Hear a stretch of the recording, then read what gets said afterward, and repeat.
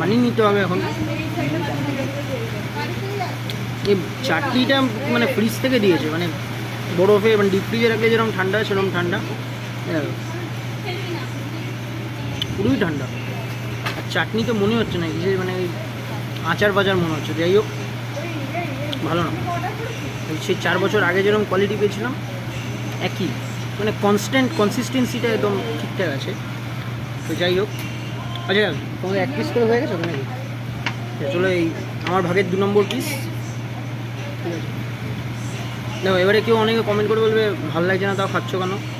ভাই পয়সা দিয়ে কিনে যে যদি 20ও দেয় খেতে হবে, করার নেই। 40 মিনিট আমার ওয়েট করেছে, দিয়ে এবার ড্রাই চিলি চিকেন চলে এসেছে আমাদের।